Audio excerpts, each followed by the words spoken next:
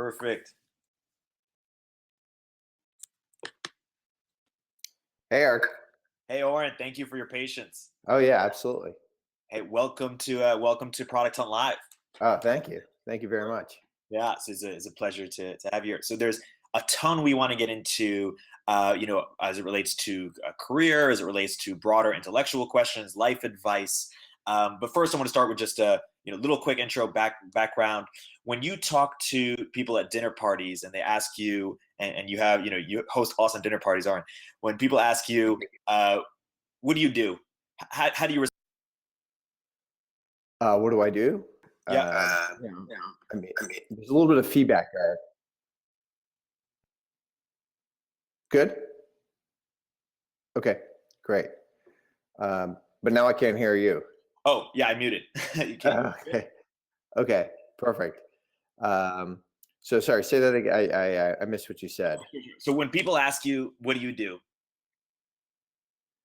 Basically, usually just say what company I'm involved with or something like that. And did you know, that you were obviously, LiveRamp CEO, you obviously been involved in a bunch of different companies. Did you know, when you were in high school, when you were in college, that you were? I knew I was an entrepreneur in high school. That's how I paid my way through my college. And then I ran out of money after my third year of college. And so I had to start another business to pay for my fourth year of college. So I didn't always know I was going to be an entrepreneur, but I was always fairly entrepreneurial. And as you've kind of, sought out your path from a high level, how have you determined what success? I think success to me means like changing the world for the better, and trying to impact as many people as possible. Ideally, like in the billions of people that if you can make their lives better. I think obviously if you set that bar that high, it's incredibly hard to be successful. So if you set that bar that high, like very few people are incredibly successful. But if you don't set that bar that high, then maybe you never strive and you never really reach your full potential. And what inspired you to set the bar so high? Was it someone, a hero you saw? Was it a certain religious belief? Was it an intellectual? It's a good question. I don't know. I don't know. Did you who did you admire growing up? Right. Um, there's always been a lot of people I admire. Often admired many other entrepreneurs. I admire a lot of political entrepreneurs. So, when I was younger, I read a lot about political entrepreneurs. Whether it be like Alexander Hamilton or Martin Luther King. Churchill was very much of a political entrepreneur. And so spent a lot of time reading about those, read a lot of biographies. It's interesting. One thing I've always, admired about your career is that you both have this concept of who you know and what you know. I know it's something you write a lot on Quora, and you read a lot, and you're deep intellectual, but you're also very invested in the entrepreneurial community and been hosting events for years and love to bring people together. So when people say, it's who you know or it's what you know. Well, there's been this phrase, it's not what you know, it's who you know. And I think first of all, like if we go back like 1,000 years, what you know was way more important than who you know. And just to survive, you had to do all these different things. So the what you knows were really important. You had to know how to farm, you had to do all these different things, and you knew how to kill your animals to eat, and you had to know how to defend yourself. And there was an incredible number of things that you knew that you had to know how to do. And so the what you knows were very, very valuable. And then maybe the last 100 years, you saw, maybe a little bit longer than that, you saw an ascendancy of the who you knows. And these who you knows were essentially people in the middle that would build relationships between the what you knows. Okay, you know this, you need to know something else over here, and I'm going to broker that transaction. And they tend to be brokers. So they tend to be the real estate brokers, the investment bankers, the corporate lawyers, et cetera, that were making these transactions fluid and doing that. And those were very, very important professions. And I think that probably peaked in in the 1980s. And today, while the who you knows are very, very important, and knowing people is incredibly important thing, the what you know is more of an ascendancy. And I think that's because it's much easier to find the who you knows. There's LinkedIn, there's many of these other things. So it's more easy to find the what you know. So the who you knows that sit in the middle and that take a little vig in the transaction are less important today than they were in the past. They're still important, but less than they were in the past. And is that trend only accelerating in terms of the who you knows not being as? Yeah, I think it's still important. The who you knows is still really important, and I wouldn't say you should like not know anybody. I think that's still an important thing, but I think it's more important today the what you knows than it was 20 years ago, and my guess is it will probably be more important in 20 years than it is today. And when you say what you knows, are you talking about specialists, or do you also include generalists there? Tell me. Yeah, I think it can be a specialist or a generalist. So having some sort of proprietary knowledge, understanding the way the world works differently than other people do, being able to explain that and teach people about different incredibly hard concepts. This would be what a what you know is. So given that concept, take me through. Let's just say, imagine someone just graduated college. They're 22, 23. Super, big ambition. Share your ambitions. How should they best prepare?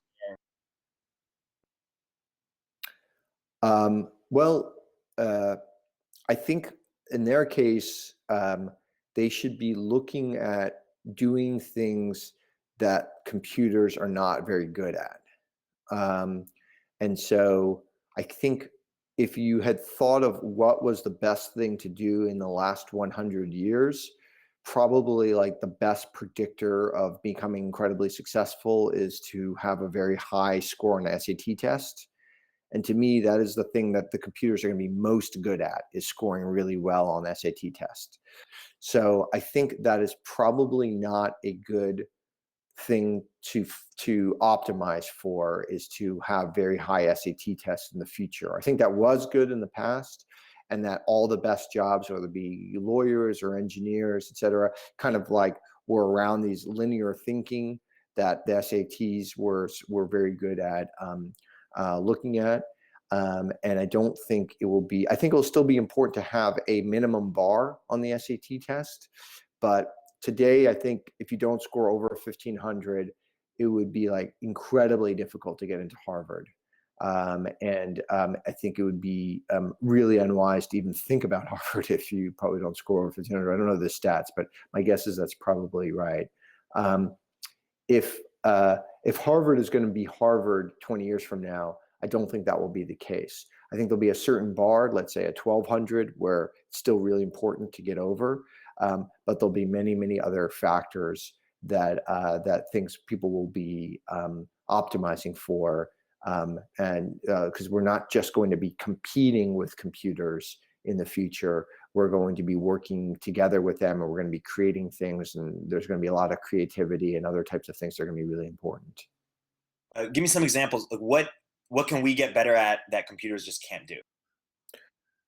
Well, I mean, I don't know what computers will or will not do in the future, and I think that's really the hard thing, is to predict what that is going to be. But there are certain things that, like, computers are going to be great at, and if you are just great at those things that computers are going to be great at, that doesn't seem to be a good strategy. So I can pretty much guarantee you that if very shortly, if not already, that it's very easy for a computer to score 1,600 on the SAT. And so if your goal is optimizing that, that just seems like a really bad strategy. Now, there's a lot of other things that I don't know if computers are going to be good at or not. And there's some things that we're pretty confident that computers won't be good at for a long time. And so you probably want to be optimizing in a way that either at least that you don't know, or where you're pretty confident that it'll take a while for computers to be good at. Now, it's very hard to predict the future, so you might be wrong. But it's better than doing something that computers are going to be good at. That seems like a very, very risky strategy.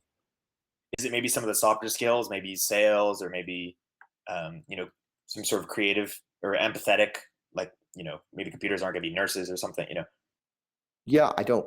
So probably you're right. So probably creativity, things like focusing on doing things that require a lot of creativity is really important. Um, doing just being a creative person. I'm thinking about things in a different way. The SAT test does not test creativity at all. It is testing really nothing to do with creativity, um, and um, and creativity has always been important to get ahead, and it's been always been important to be wildly successful. But in a world where computers can do a lot of the linear thinking, the creative people will become really important. Probably another thing that's going to be really important is being able to work well with computers. And so I think a lot of really talented people don't work well with computers. They second guess the computer. Like the best doctor may not be working well with the computer. They may be second guessing the advice that the computer gives them. So being able to work well with computers is going to be a really important skill set. If I was going to college, if I was giving advice to someone going to college today and a college major, I'd probably maybe suggest something like philosophy. Yeah. It teaches you to think in many different ways. I was an engineer, and for people of my era, that was an incredibly good choice, and to go into. And it still probably is a good choice. But something like philosophy might be something really good. I wouldn't suggest people do like accounting. I think that's pretty risky to do, um, unless you're going to be one of the very top accountants. So I think it's always going to be great to be in the top people. But if you don't believe you're going to be in the top realm, that seems like a very risky thing. If you're going to be a doctor, like maybe you probably shouldn't be in radiology. Mhm. That seems like something computers are probably going to be pretty good at. So understanding where computers are going to be is going to be really important as to how you pick your career. Are there certain types of people that Well, I think yes. I mean, I think um, people should affirmatively choose to go to college. I think today most people make the default decision for most people who go to college is that they go to college. And I think in general in society, we have too many default decisions that never get uh, um, that never get questioned. I don't think I still think it's the right choice for most people who go to college to go to college, and I don't think like all these people who go to college shouldn't go to college. But I do think people should think about it before they do it, and they might not. It may first of all they should think about it, and they should think about when they should do it. They might not. Maybe it's not the best thing to do right when they're 18. Maybe they should take some time off before they go to college. I think a lot of people would benefit from that before they did that. And where they went to college shouldn't necessarily be the default. What type of college program they go to shouldn't necessarily be the default. And then for some people, the fact that they go to college at all shouldn't necessarily be the default. These are things that one should question. This is a significant amount of time, a significant amount of cost that somebody's doing. It's not like what restaurant am I going tonight, which isn't really something you should really spend a lot of time thinking about. But a lot of people spend more time thinking about what restaurant they should go than like, should I go to college or not, which is probably more important. I think a lot of these default questions in society are ones that people should be thinking about in general. So, for instance, I think the default today is if you get married, the default is that you have kids. And I think the default should be to choose to have kids. Right now, the people who are married and don't have kids, they're the ones making the choice to not have kids. Now, I have kids. I think it's a really wonderful thing to do for me, but it might not be the right choice for everybody. And I think people should think about it before they go do it, rather than just it's the default decision to go do it. so I'm actually there's so many things I'm curious about here. One, starting about let's go with kids because I have never sort of, and I've talked with Matt Casnoka about this. I've never sort of had this urge to have kids yet, and I'm Yeah. curious if you when when you were younger, did you know you were going to have kids, or did someday you just kind of said, "Hey, I really want to have kids"? No, I mean, I personally was probably like over logical about it, and I thought about it a lot. Should I have kids? Should I not have kids? Et cetera. And for a while I wasn't sure, and then I kind of like, I kind of thought about it all really hard. And this is a massive, massive decision that someone's going to make. It's way more bigger decision than going to college or something. So it's a incredible decision, and once you do it, you cannot, my belief is once you do it, you cannot take it back. If you're going to have kids, you better darn well do a great job. And you really should make sure you're taking someone's life in their hands. And so should not be something people take lightly, and you should give it a lot of thought. Yeah, and I'm curious. So you have kids. Are they going? Do you think that they're going to go to college? In a similar way that we went to college, or something that looks like a Stanford or a Harvard, or is the university structure going to change? I hope there's more variety of higher education than there is today. Today, it seems like most of the well-known universities look very similar to one another. In fact, there's often very little difference between the top universities. Um, and then you see people who leave university, and obviously learning continues, and then you see massive divergence of how people learn and how people think about it and how they find new things and how they find like-minded people to talk about stuff. And so the post-university learning to me is incredible. Like the way you learn and the way I learn is probably very, very different. And the way many, many other people learn is very different. And then we learn from each other about how to learn. And that's really, really interesting.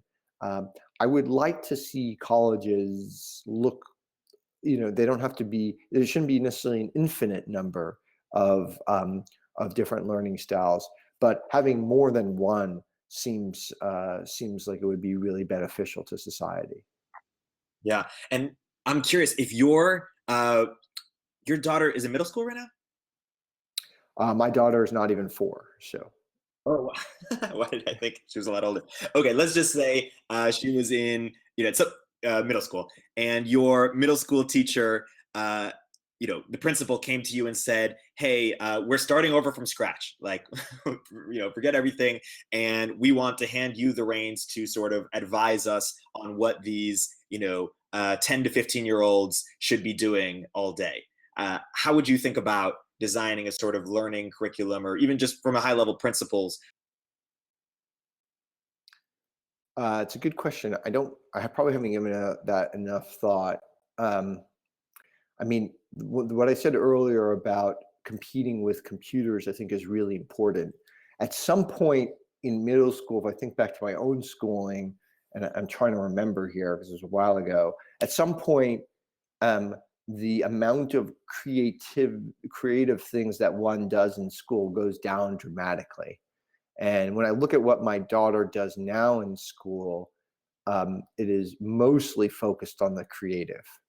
And then it seems like every year, people spend less and less time doing creative things.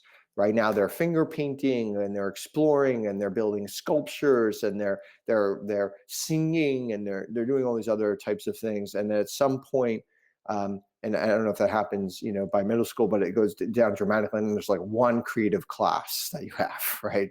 And everything else is this kind of rote type of thing. There might be some creative things that go on within the classes. Sometimes if you have a really good teacher, they'll teach math with a creative way, or they'll teach history and you'll dress up and you'll debate about the Constitution or something like that. And I think so hopefully these things will be more focused on the creative side, less on the rote side.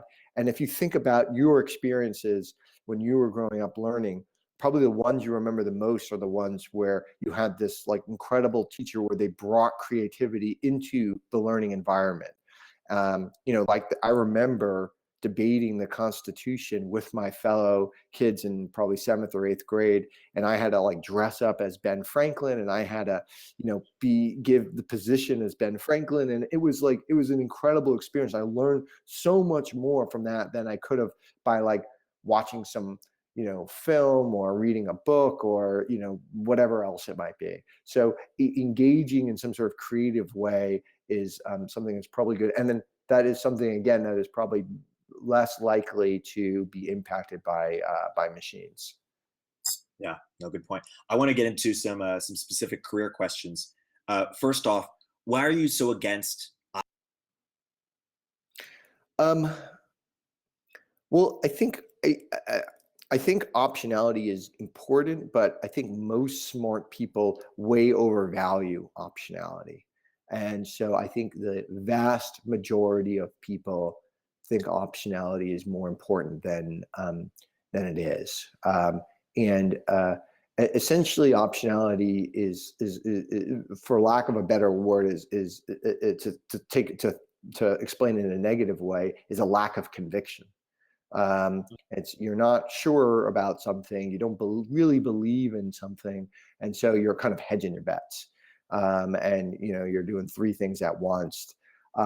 I think really deep thinking through some sort of strategy, if you're in business or you're doing your career or whatever, and really doing some deep thinking about what you should be doing is important, rather than trying to like A/B test your strategy at all times. You might be wrong, and if you're wrong, you have to go rethink the premises. You have to rethink why you're wrong. You have to go back to the drawing board. You might want like some ultimate backdrop of optionality. Like at least there's not like a worst case scenario. Before you throw yourself out of the plane, you want to make sure the parachute works a little bit, Yeah. right? You don't want like the exact worst case scenario to happen. And so I'm not asking people to take like huge risks or anything like that. But having conviction is really, really important in life. Some people consider optionality as freedom. David Brooks in The Road to Character has the opposite viewpoint. He says something like it's the things that you chain yourself that set you free. Once you commit to something, you're no longer stressing about it. About all the paradox of choice. I think that's really interesting. Yeah, that's a great. I read that book, the David Brooks book. I love that book. I mean, if you think of in life, the thing that is probably for most people the most important thing that they do, and also the thing that could have the most, at least for me, has the most fulfillment in life is marriage. And marriage is the ultimate elimination of options. It's an incredibly scary thing to do, and you need to have an incredible conviction to say like, I'm going to spend the rest of my life with this person, right? And not all marriages work out, but when they do, it's just an incredible thing. And you need to believe. You can't A/B test that all the way through the rest of your life. But it's interesting because marriage was designed, if I understand it correctly, in a world where we didn't live to be as long. Certain norms were different, obviously, in terms of relationships, in terms of sex. Do you think that marriage, as it currently stands, is going to continue to stand as is, or is going? Some people think there's going to be radical transformations in it. Technology has already changed how humans connect, romantically and sexually. I think like kids, it's not for everybody, and I think it shouldn't be the default thing to go do. I think if one does do it, they should do it for the right reasons, and they should ensure that they get a lot out of it. And they shouldn't do it because there's societal reasons to do it, or there's pressure to do it, or it's well, they're just that age, or whatever. There's lots of people who end up getting married for the wrong reasons. But if you do it for the right reasons, it's incredibly powerful. It's kind of like these deep friendships where you have these repeated conversations over and over. You mentioned whether it's Ben Casnocha or other people, where you probably are having these deep conversations over and over and over with people. That's an incredible experience to have, and it's very hard to do without spending a lot of time with somebody, and where somebody really gets to know you. And when people say, like, I love my spouse more than I did when I met them 40 years ago, or whatever else it might be, it's usually true. It's that they've Why built does that this happen? relationship. Sorry. What? Well, I think it's because you're building these experiences upon each other. You're working together. You've built this life together, et cetera. And in fact, you're usually more compatible after 40 years together than you were prior to 40 years, right? You've grown up together. You've done all these things together, and so it's not to say that there isn't other ways of doing that beside marriage. And right now marriage is between two people, and I guess you can imagine marriages between more than two, or some other types of things. And I think there might be other things that could be good for certain people, but I do think that marriage is a great institution. It just, people should go into it with their eyes open. And if you're going to eliminate your options, you need to have a core thesis about it, and you need to have a strategy about it. Let's stick on life partner concept for a second. If people accept the premise that they want one, how should one go about choosing a life partner? Which Well,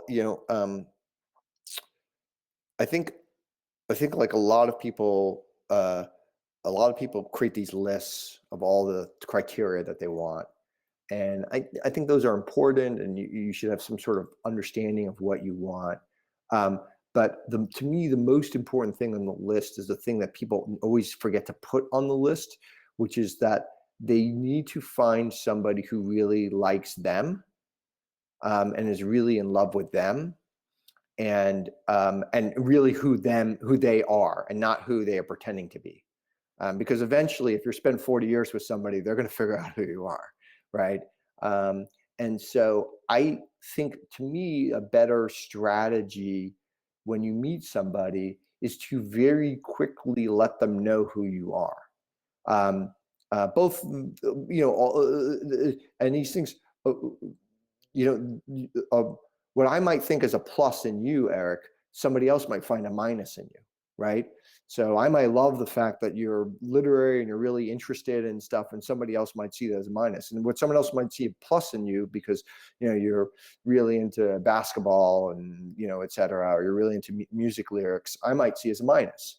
And so, but to me, it's about being almost the better strategy is to quickly be honest about who you are, to let them know what's going on, and then for someone to kind of opt in to that. And a lot of the advice out there, it's like you should trick somebody into liking you, and then they'll just like you. you're going to hurt my game, Auren. Yeah, and this seems like an incredibly bad strategy.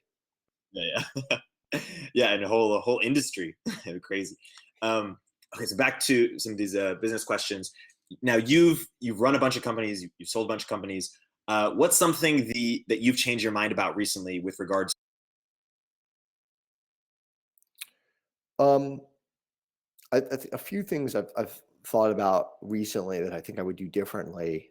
The first one, so Henry Ward, who's the CEO of eShares, I've actually never met him, but he wrote this great piece on Medium called "How to Hire," which I think is really, really interesting. And he had this really great thought about these false positives versus false negatives. And most startups, most companies are just incredibly worried about the false positive. You hire someone that turns out to be bad. And what they don't think about enough, according to him, and I'm starting to agree with him, is this great person that you didn't hire. This super talented person. Remember, one of the founders of WhatsApp, before he started WhatsApp, applied to a job at Facebook and didn't get it. He's probably someone they should have hired. Yeah. And so and that might have been an incredibly expensive mistake to not hire that person. So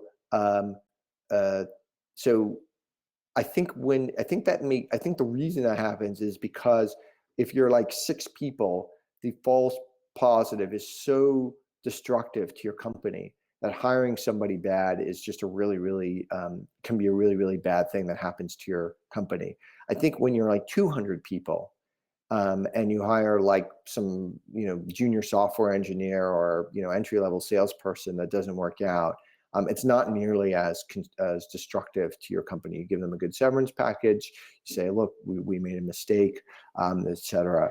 And as long as you're willing to admit that mistake quickly and rectify that mistake quickly, then moving at some point from erring totally to not having false positives to moving very quickly to the other side to not having false negatives. Not having false negatives is potentially a better strategy, and one that I hadn't really thought about before. And let's talk about when you said admitting when they're not working out. Let's say they're working out from a productive standpoint, but not from a culture standpoint. So one, how do you know that that's happening? And two, a broader question: how should companies think about culture just in general? And I know you've obviously you've started companies and you've been at bigger companies. Well, I think if they're adding ton of value to the company, if they're being productive, adding a ton of value to the company, and they're worth at least 2 to 3x what you pay them, in terms of adding to the company's value, then you should always keep that person. I think the problem is people don't do the calculus in the right way. So if someone's a jerk, they might be productive, but they might be dampening the people around them's productivity. And so then actually they could be a net negative to the company, or at least not enough of a positive to keep that person around. And so if when someone's a hindrance to the culture, it's often potentially because they could be making other people less productive. Now, that doesn't necessarily mean that you should get rid of that person. Maybe the culture is bad. Maybe there's maybe they're causing some problems within the culture because there's something wrong with the culture. Maybe the other people that they're dampening down are the people who should go. So just because this person is the one causing problems, because maybe this person just wants to move so much faster than everybody else wants to move. Maybe that's a good thing. Maybe that's a bad thing. You have to go figure that out. It doesn't necessarily mean, some people are just jerks and okay, yeah, they shouldn't be around. But often sometimes it's more, when it comes to culture, it's sometimes a little bit more complicated than that. And broadly, what's your philosophy behind building culture? In your startups, when you're a small team, when you're growing. Well, I think the word culture is, to me, very important to define, and it should be something. If you think about a company culture, it should be something that your company does that other companies like you don't do. So it almost can be defined as like how we're different. And so, like, I think if you're in Silicon Valley and you don't have a dress code, you have free snacks, you have ping pong, everybody uses a Mac, that is not part of your culture because everybody else has that. Now, if you're in Silicon Valley and you have vending machines and everybody wears ties and you have windows, that is part of your culture. And so so I think it's really about how you're different than everybody else. And and when you are a company, you don't need to recruit everyone in the world. If you can appeal just to 1% of the population to come work for you, that is, as long as it's there are super talented people in that 1%, that's good enough. And so I bet you if a Silicon Valley company basically we wear ties and we're gonna have super clean desks and we're not gonna have an open environment and whatever, I might not want to work there, but I bet you it could be a really successful type of company because they can get enough people, maybe a very, very tiny minority of people, but enough people that would really love to work, and they would opt to work in this type of place rather than some other type of place. So having an edge where people either love it or they hate it, so they. Yeah, culture should be something. A lot of people should not want to work in that place. That is culture. If everybody thinks this is great, then you're building something that is like, is like vanilla ice cream. Everyone likes it, but it's no one's favorite. Yeah, I just had a friend in from Bridgewater, the hedge fund in Connecticut, Yeah. and notorious for having sort of a place that absolutely repels people, but absolutely, That's right. exactly. I mean, Bridgewater is, and the Bridgewater PDF that explains their culture, in my opinion, should be required reading, not because you want to work in this place or you think this is the great, because it is so specifically defined as to what the Bridgewater culture is. And at the end of it, you're either like, I love it or I absolutely hate it. There's almost no in between. At the end of reading that, and at the end of that reading that PDF, and I think that's great.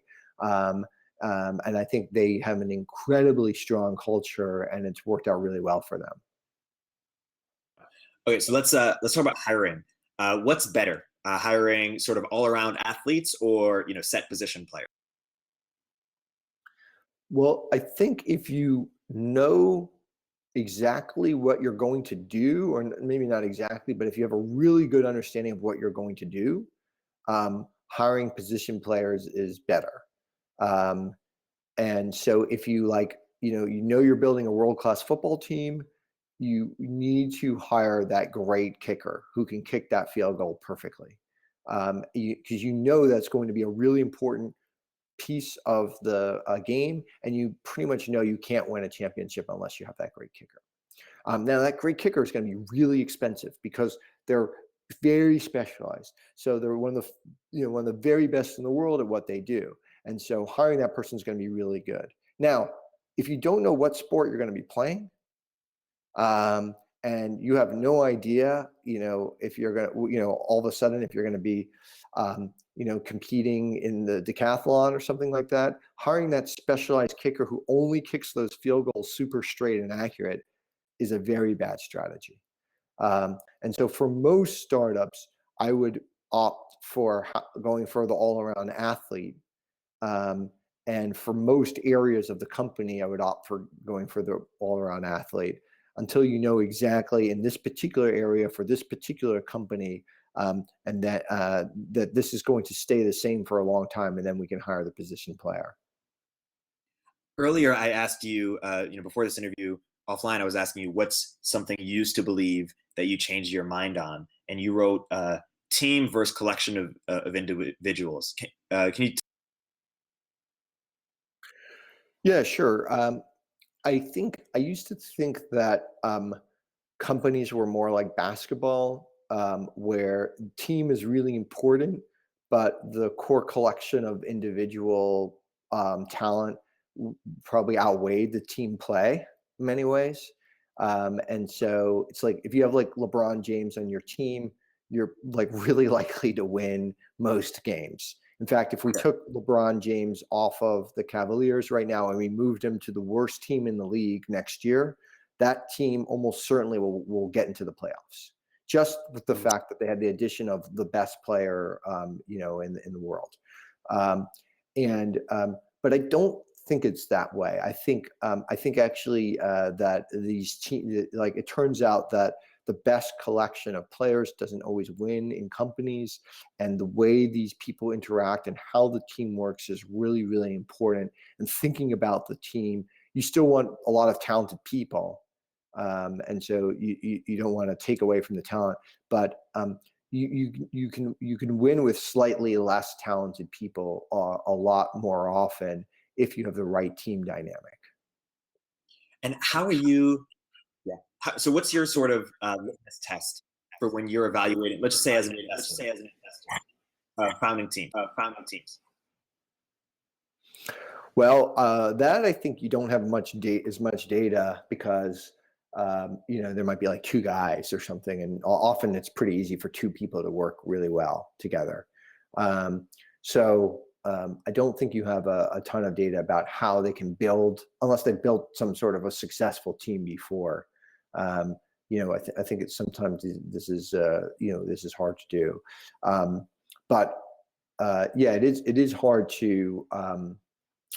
When you make an investment, I think just at least understanding the talent level of the people that you're investing in is incredibly important criteria before making an investment.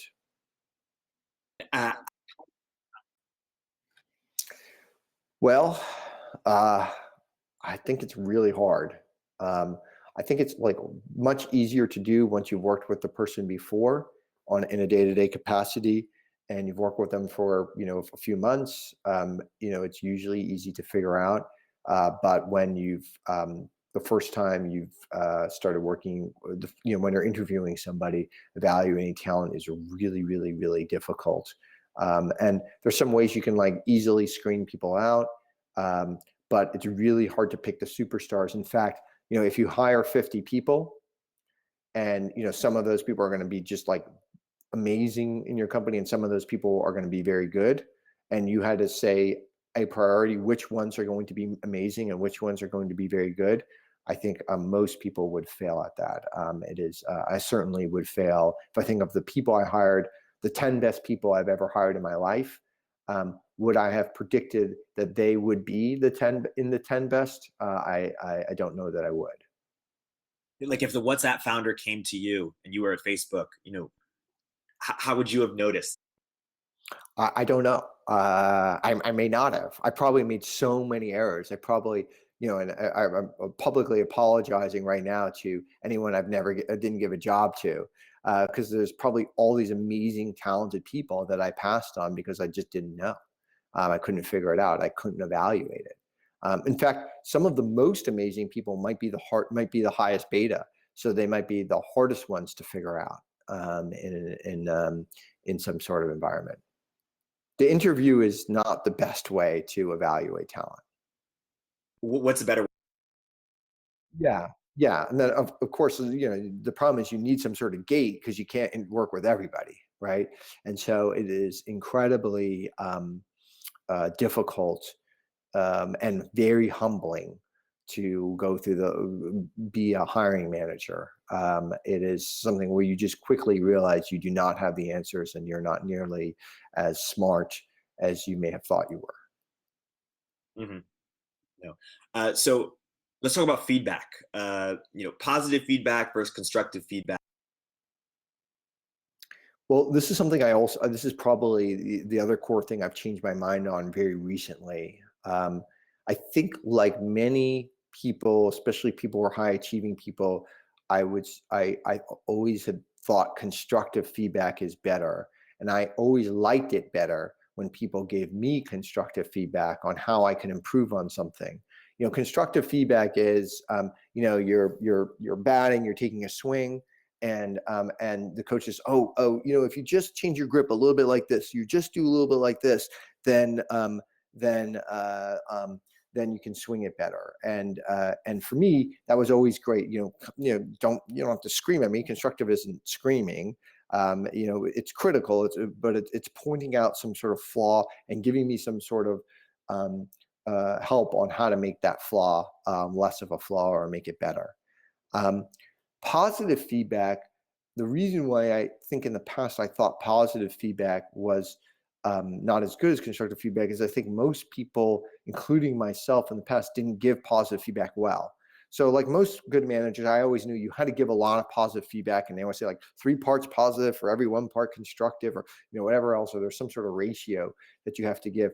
But like most people in the past, the way I give positive feedback was, hey, you did a really good job on that presentation. Or great work, or great sale, or thanks for getting it done on time, or even before time, or wow, this looks really good. And that's nice. Certainly, to hear that is a nice thing for people. But I think real positive feedback is a good positive feedback. If you're a really good manager, is when you say something very specific. Okay, in that sales presentation, when you started with this slide rather than this one, and you did this transition over here and whatever, like that was so good because it got them engaged in a way that you wouldn't have expected, and it created a dynamic like this, and now you're really getting into it with them. And the reason why that's so good is because they may have not known that was good. They may have, right? And so you're working with them to go do that. And I've kind of changed my philosophy recently. About a year ago, I started. I'm not most athletically gifted guy, and I started taking tennis lessons. and I have this incredibly positive coach, the most positive person I've ever met. And the first time I played with him, I probably had like 1 out of 100 forehands were good, and the rest of them were just like absolutely awful. And what he would do is he would stop play when you accidentally had this great forehand.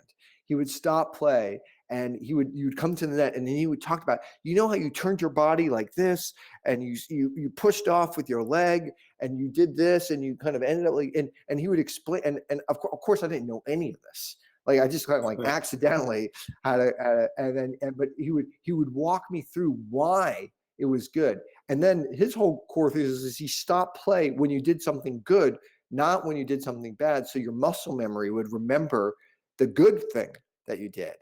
And that you would, and then you're more like, and then instead of doing 1 out of 100, and then maybe do 2 out of 100, and then 5 out of 100, and then etc. And you get better and better and better at that. I think it's much harder to give good positive feedback, which is why almost nobody does it. But for me, what I would like to do differently in the future is focus on that more and give more of that when I'm working with people, which is harder. So it puts more of a burden on me as a manager, and then also work with others in the organization to help them give other people positive feedback. What about on the flip side of that, the negative feedback, when people aren't performing, but they can be? Well, I think it's, having these conversations is really important. So, I mean, constructive conversations, so it kind of like there's kind of two feedbacks, constructive feedback and positive feedback, and having conversations with people about, it's not like my coach never tells me what I'm doing wrong. He does. But he he spends a lot more time dissecting what I'm doing well and encouraging me to do more of that. For certain people, especially, I think, especially once you're over a certain age, it's really hard to change your personality. So if it's like, hey, you need to be, more outgoing, and you need to, it's like, okay, well, like, that's going to be a hard personality thing to change. Let's focus on like what people do really well, and let's get them even better at some of those things. And people can't be great at everything. In fact, it's incredibly difficult to be great at one thing. And so asking people to be great at more than one thing, you have a few people that might be great at 2 or 3 things. There's almost no one that's great at more than 2, 3 things. And getting to great is way better than getting to good. So you want to help the people you're with to get to great. And I'll never be a great tennis player. So that will never happen. I'm not athletic. I don't have the athletic ability to do that. And so I'm playing for fun, but I still can get way better than I am now. I had the same conclusion about my basketball skills, but it took me like 10 years. A lot of basketball camps to realize that. Oh, well, we make our other successes in life. Speaking of, how should companies think about selling their companies? How should they think about acquisitions? Should they think about acquisitions? And if so,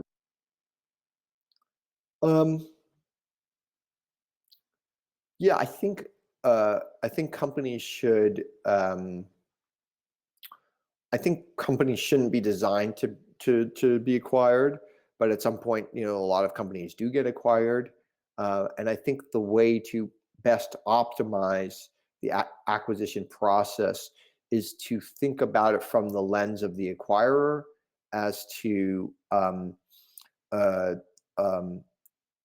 and try to figure out how to give the acquirer the most value. And I think for most acquirers, when they're thinking about acquiring a company, there's so many risks involved, because probably 80% of acquisitions don't work. They have negative value, and they know that. And there's risks with the talent, and there's risks with the technology, and there's risks with the market. And will these two cultures, are they going to be able to mesh together and work together? And certain companies might be able to acquire companies better than others, certain companies better than others. And so by putting yourself in their shoes and figuring out, okay, how will this acquisition be successful post acquisition, I think is the best way to ultimately have a good acquisition. Yeah, I'm No. really happy. I mean, we got acquired at LiveRamp by a company called Axiom, um, and this was, I think hands down one of the best acquisitions in the tech sector in the last 10 years. It worked out really well for the acquirer. We got acquired about 19 months ago. The value of LiveRamp as a company has gone up dramatically since then, and I think that's because a lot of thought was put into how it would work together post acquisition, well before we actually went down the acquisition process. How should companies think about total? I think total addressable market is really important, but in the opposite way that most other people think total addressable market is important. I think most people optimize for having the largest total addressable market as possible and going after that market. I think you want an addressable market that not a lot of other people want to go after. And so therefore, if it's too large, everyone else is going to want to go after it. So you should try to find a total addressable market that's relatively small, that not that many other people want to go after, but that you believe, and again, this goes to the strategy of and against the optionality, that you believe will grow very, very fast. So the best addressable market is one that's small, that is going to grow super fast, and ideally that you can dominate because you've got some sort of proprietary advantage, right? So those are the three things that one should look for. And then you should be all in on that market.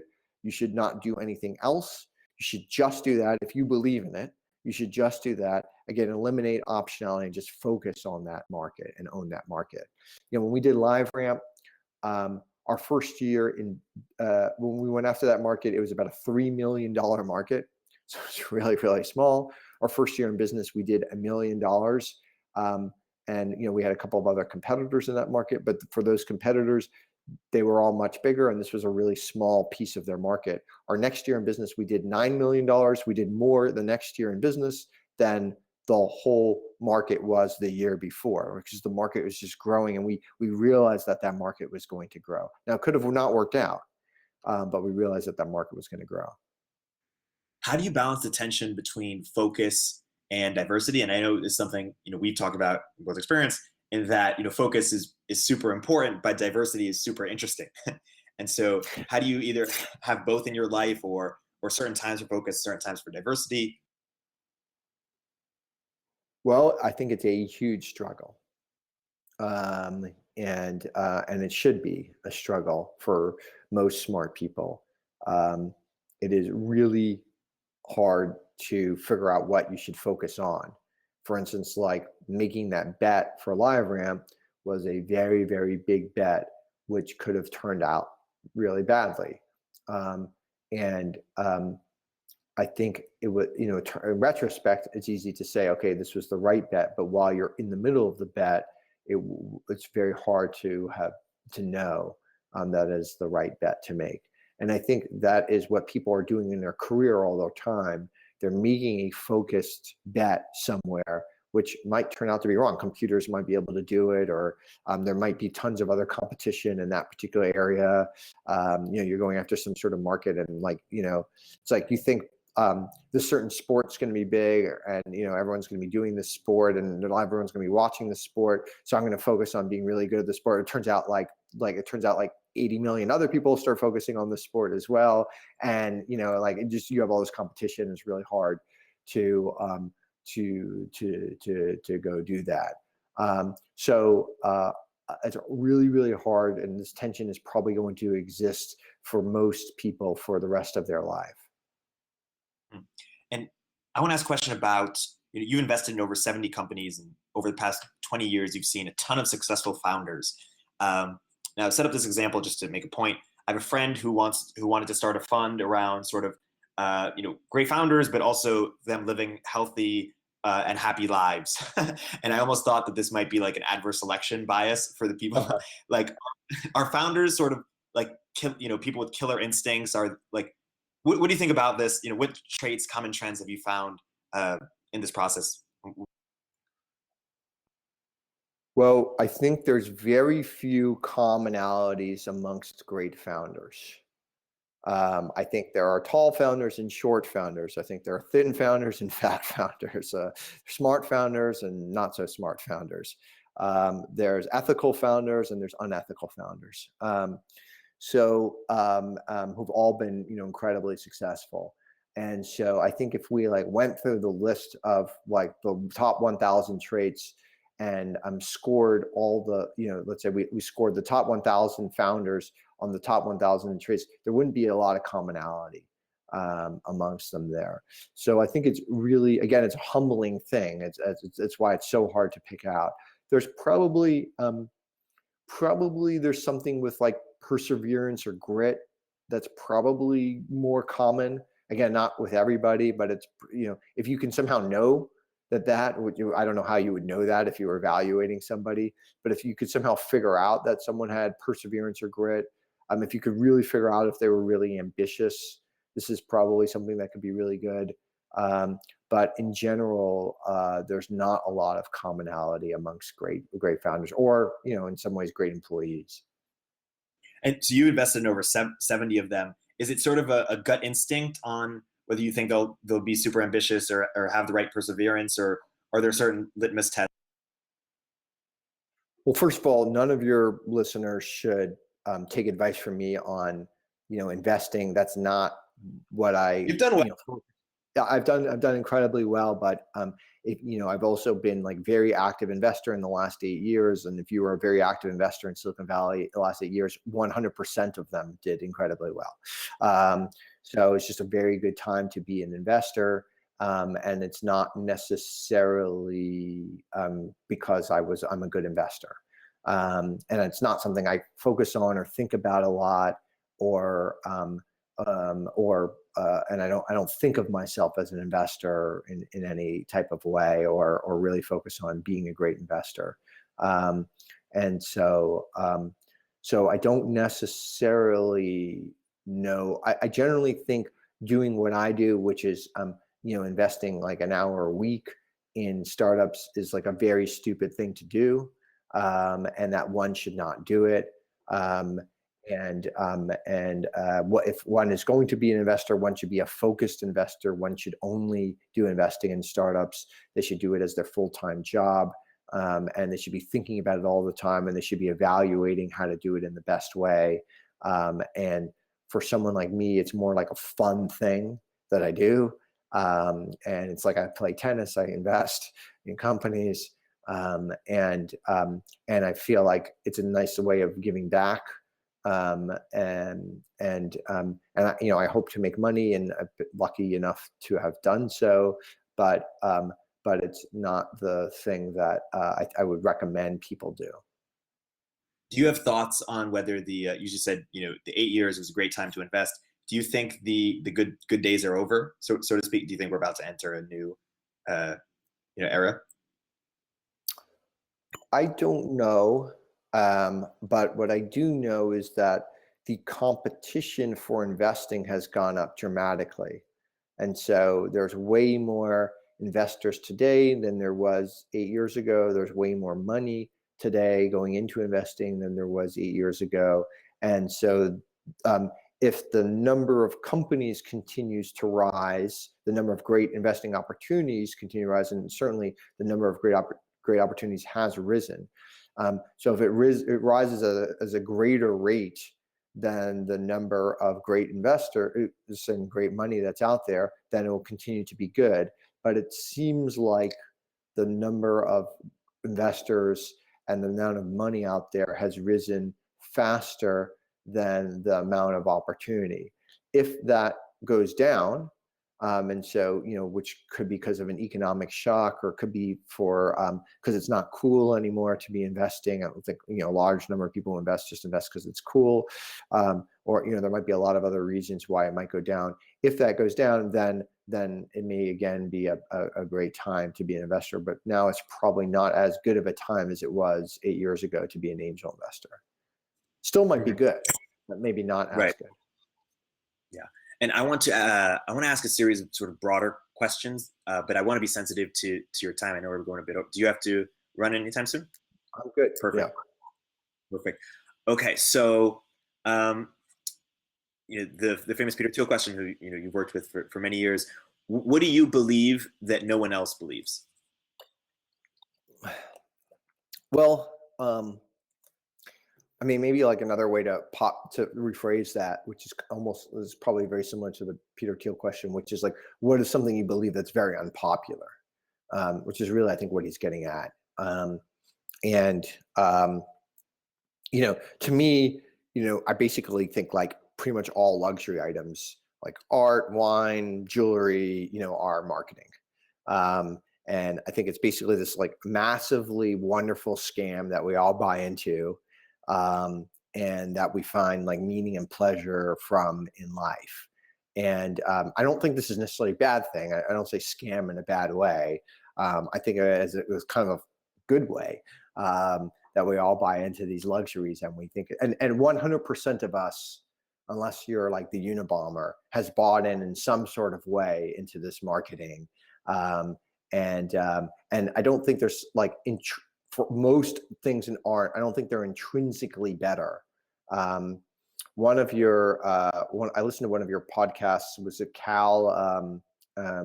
I forgot which one, where he was basically saying like, okay, like people who do better in art is because they're intrinsically better than the other people. I don't believe that. I think they might be intrinsically better marketers.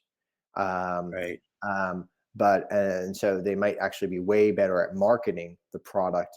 But I think a huge amount of luxury items like that are based on marketing and not because they're intrinsically better. I mean, I basically hate every single No Doubt song every time I've ever heard it. I just think they're just terrible. And by like the 1000th time I've heard it, I like the song. And that song, like, it's all about the bass, no treble. Like, I think it's just Yep. the worst song ever written. And now I find myself like humming it to myself sometimes. And just because I've like heard it so many times. Yeah. I mean, it's interesting. Is there a concern that the people making the best art are not the best at marketing their art, and maybe their art doesn't get distributed, and in fact, shitty art gets distributed? Or is that not one? Does that happen? I don't know. I don't know. Right. Yeah. So I don't know. That's a good question. And it's a broader philosophical question of who determines what's good, just the amount of people that like it, or Yeah, I mean, generally the way, well, and there's a little feedback coming through, but generally the way art is determined as good is that you think it's good because other people think it's good. And I know people don't want to believe that that's true, and like, oh no, I'm not part of the scam. I make up my own mind about it, and I don't think any of most. I think there are probably a few people that do, really make up their mind about something, and they find something that really spoke to them or whatever. But like the vast majority of us think something is good because somebody else thinks it's good. I mean, it's like, the Mona Lisa really the best ever because her eyes follow you wherever you go? I mean, I don't know. I mean, do I like the Mona Lisa? Yeah, I like it because everyone else likes it, and I've been taught to like it my whole life. And so, like, I don't know if it's really the best piece ever made.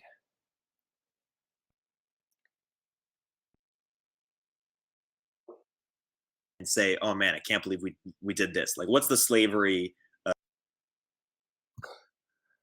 That's a good question. What is the slavery of now?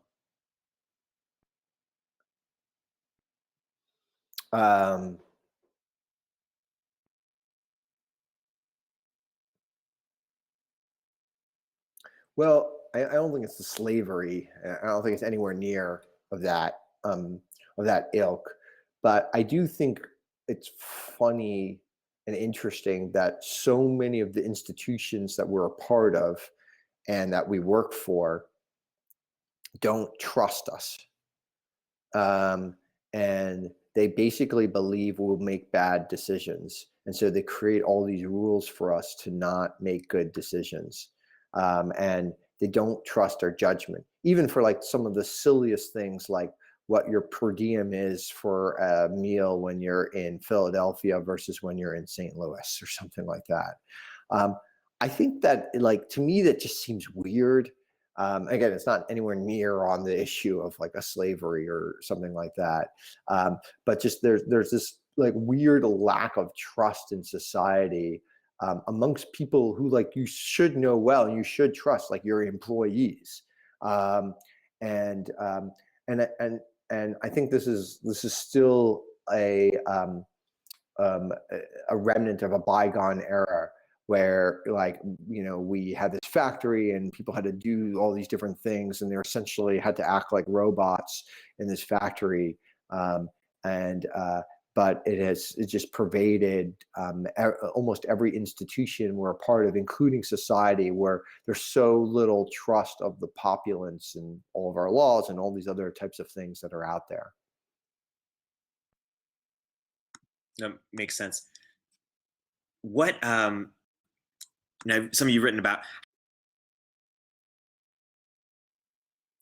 Well, I think a lot of people want to simplify their life, and then the first thing that they start doing is they start doing more things to simplify their life. It's like, I want to simplify their life, so I'm going to meditate, or I'm going to go simplify their life, and I'm going to do these I'm going to do these exercises, or I'm going to start eating better by doing all these other types of things. And I always think that's like funny. Like, there's all these things might be great, meditation, all these other things might be great, but like, to really simplify one's life, one should try to do fewer things. So I think, like, the first thing that one should do when one wants to simplify their life is try to eliminate things that they're doing and not do them, or do them less often than they're doing currently, or, you know, whatever else it might be.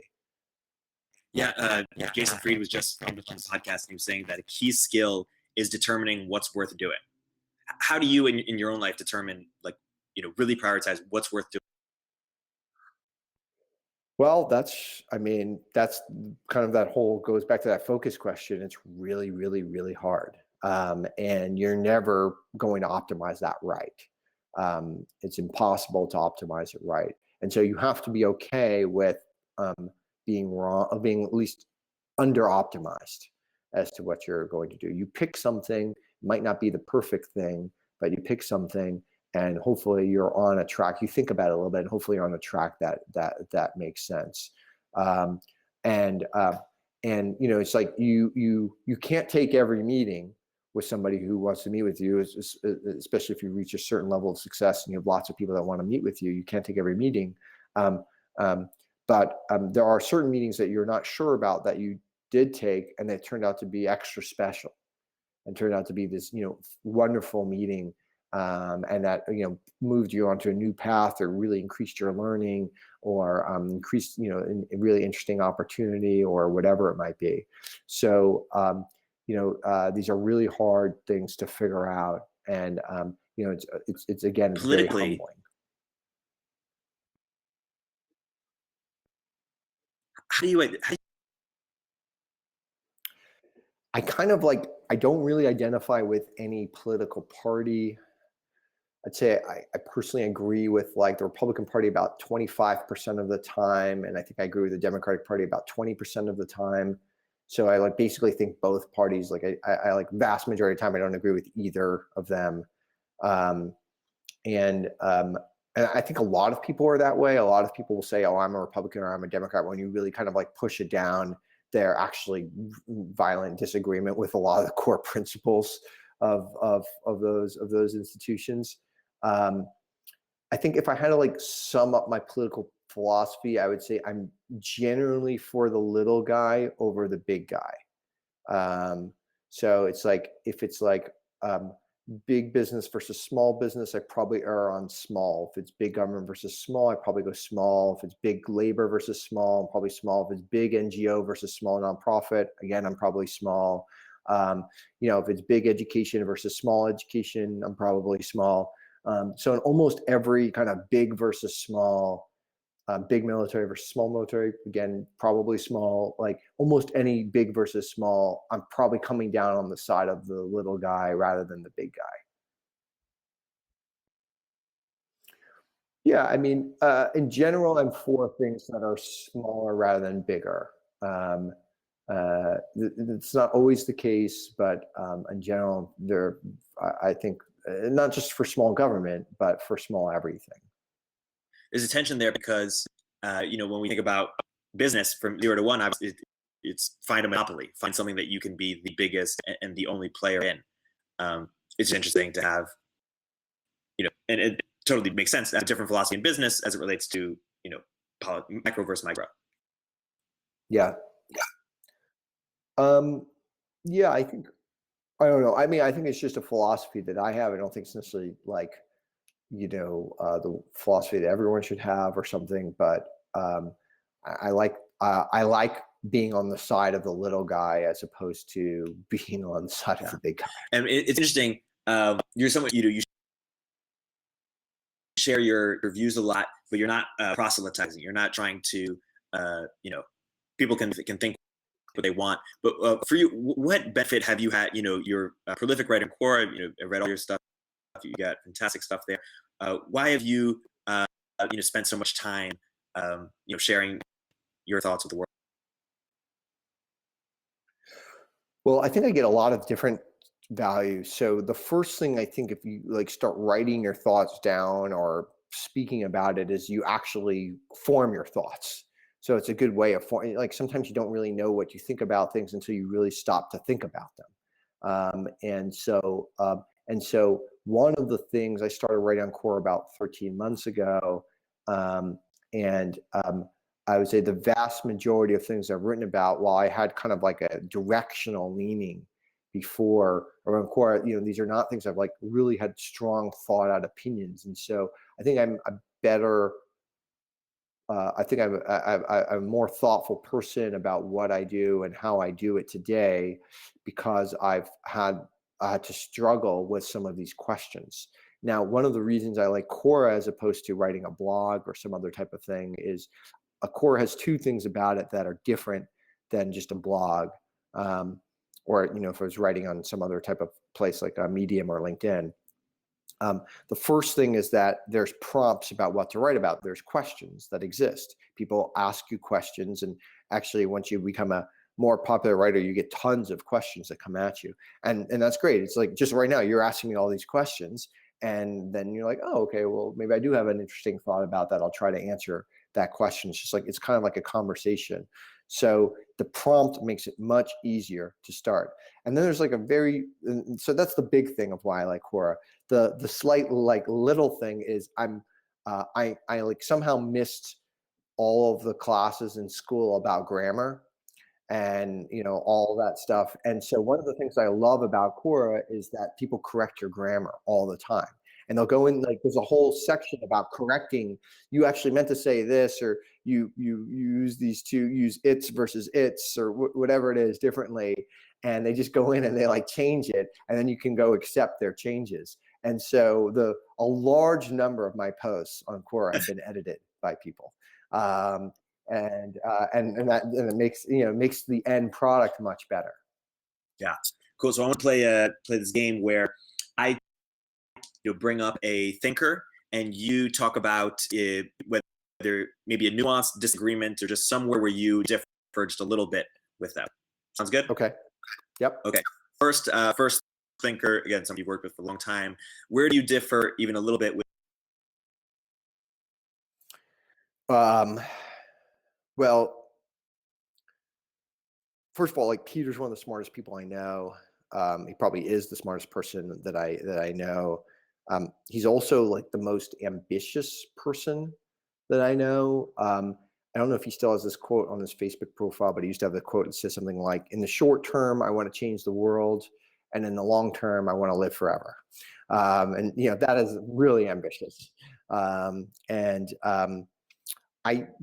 often agree with him. I think in general, I'm a bit more of an optimist than he is. I think sometimes that's because I'm more ignorant about the subject I'm optimistic about. And it's somewhat easier sometimes to be optimistic about something when you don't know that much about it. I think he would probably say that in many cases where I'm more optimistic than him. but my default scenario is to end up being a little bit probably err more on the optimistic side.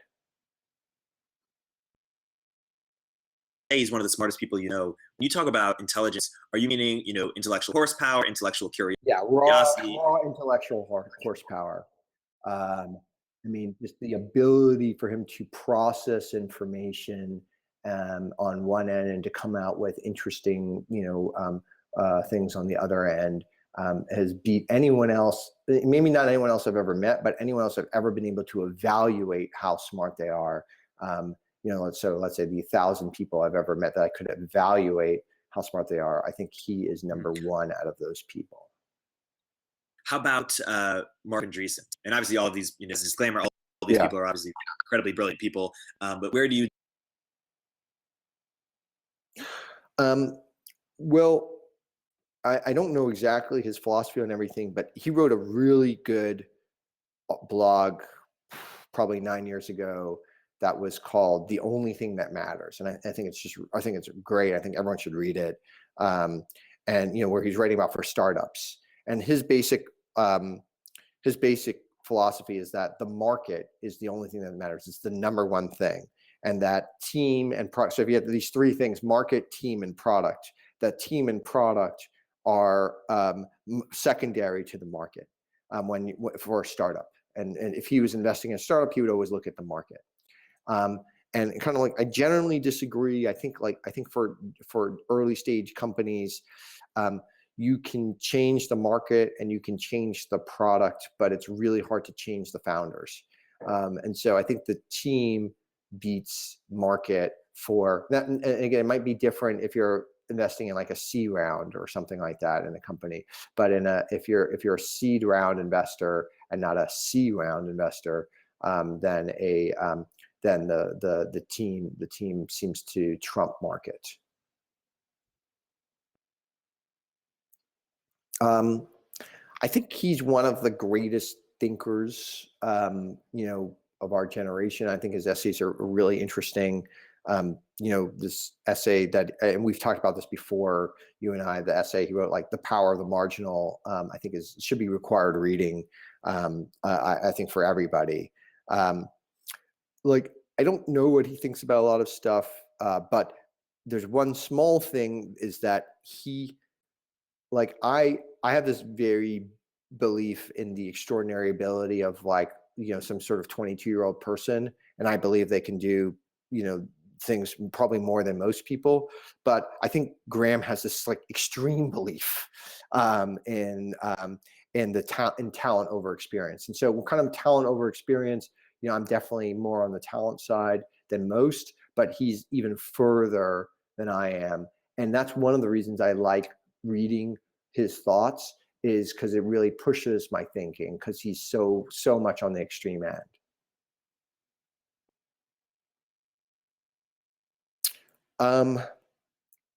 I think Reed is much more of somebody who is about different experiences than focus.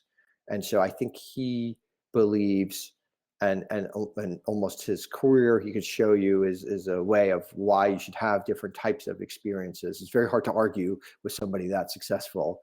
And so if I argue with him, I usually feel like I'm losing, just because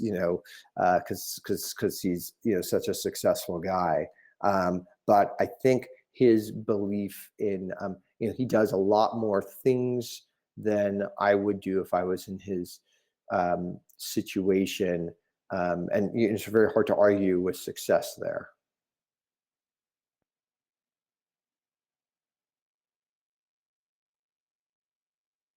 Well, Tyler is definitely one of America's great intellectuals. I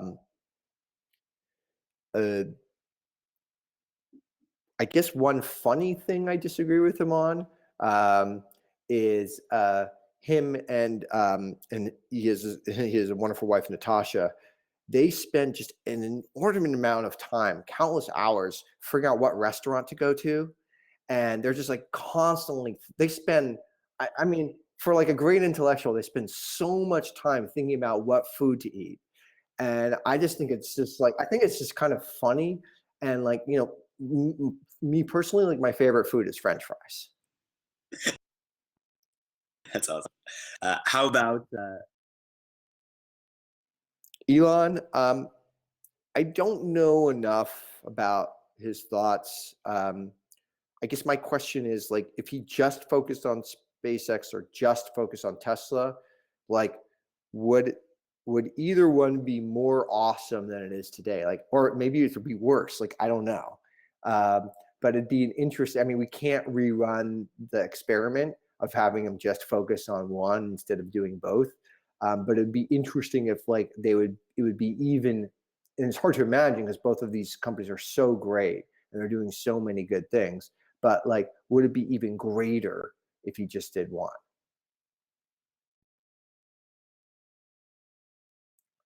I don't actually, you know, I spent a decent amount of time with Adam, but I don't actually know his philosophies on that many things.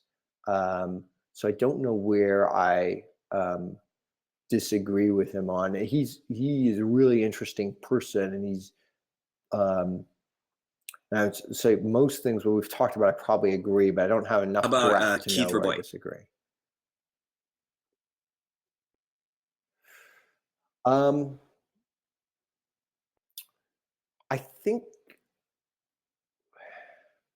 so. Keith has had an extraordinary good track record of hiring people, of like really random people who have had like you would never expect anyone to hire. He's had this extraordinary ability to hire them and promote them, and they've ended up being really successful. And like you were like, don't really know what the formula was where he would figure out like this dude or this gal was going to become amazing, but somehow he figured it out. And I don't know that other people could do it. And so I believe that Keith has done it because he's done it so many times. And I think he might think that other people could do it, but I think he has this weird sixth sense that other people don't have. And I don't know that other people could do it. I think he's the LeBron of hiring. Yes. I'm gonna text him afterwards and tell him that. How about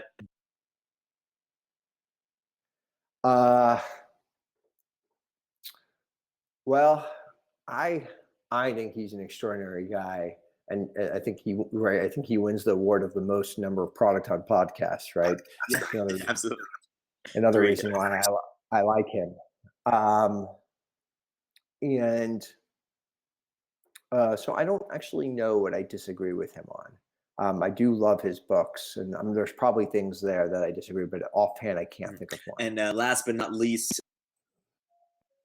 out of all of these luminaries, well, Ben's a really interesting guy. So, you know, just kind of a quick anecdote. He cold emailed me when he was 14 years old and he was in high school. And I met up with him, and, you know, was probably the most impressive teenager I've ever met in my life. And maybe I ever will meet in my life. I don't know. So he's now about 28. So I've known him for about half his life. And I've had a lot of discussions with him over those 14 years. And he, you know, he really makes you think. There's this debate we've had, which is similar kind of Reid Hoffman kind of thing, is kind of focus versus serendipity debate. And he's like really far on the serendipity side of things. And he has really good reasons. And you can't argue with his success. I mean, he's had just incredibly successful career, and he's an incredibly smart and interesting person. You know, so and he's also just like way more Zen than I am. He's, you know, I'm not a Zen person, and he's you know, he's much more into the Zen world. So what did he, you know, that cold email 14 years ago, you know, how did he persuade, you know, as a 14? You know, I don't remember. I should dig up that email if I still have it somewhere. He probably still has it because he's really good about those things. And I don't know. And I don't know, like, I mean, he probably sent an email to like 600 people and 6 of them like me replied or something. And so I was in my 20s at the time, and I don't even know how he found out about me, and he cold emailed me, and I don't know why I decided to meet him, but I'm really glad I did. And again, this is the argument where he would win. Like, that was a serendipity thing. Like, should I really take a meeting with a 14-year-old who like wanted to reach out to me?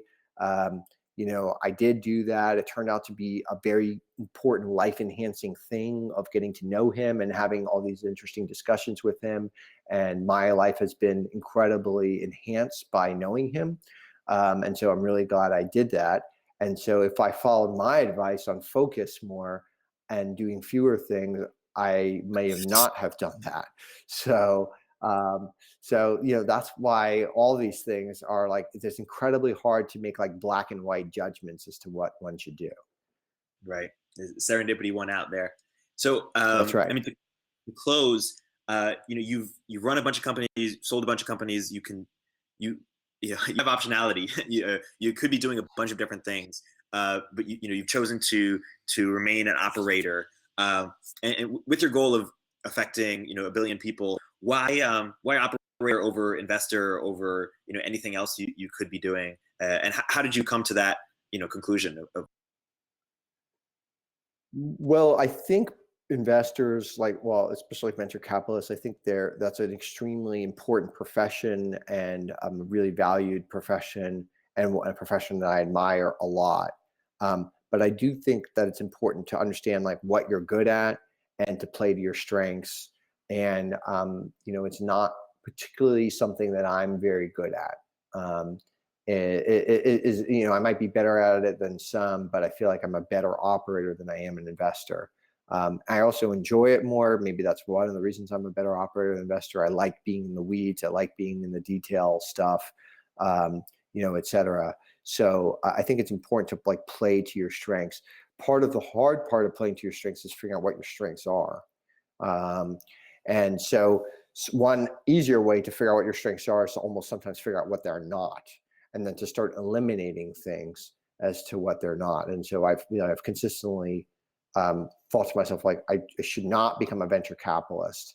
And that in some ways, this is again going against the default. Most successful people they've had some sort of success in Silicon Valley. It seems like this is it's an area at least that they explore being a venture capitalist. And very few of them are willing to say, I do not want to be a venture capitalist. And I think it is by eliminating options is sometimes a good thing in your career to go do that. Yeah, no, that's a perfect note to close on. So lastly, do you have any sort of plugs for the audience of things you have upcoming, or ways people can learn more about you online? Or Well, yeah, I mean, one of the projects I'm working on right now is Siftery, as you know, and Siftery launched on Product Hunt in January, a few weeks ago, and it was incredibly successful launch on Product Hunt. Product Hunt was a great, for us at least, it was a really great medium to launch Siftery on. And for those, and Siftery is essentially a way for you to understand which software tools you and your company should look at and evaluate and buy. And for any of your listeners that haven't tried Siftery out yet, I'd love for you to try it out and then send me your feedback on what we could do better.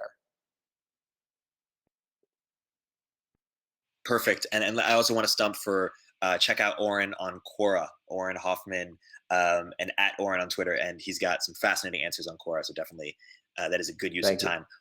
Auren, this has been a pleasure chatting with you today. Thank you so much. It's a pleasure. And I know we've been looking forward to it for a while. Thank you for coming on Products on Live.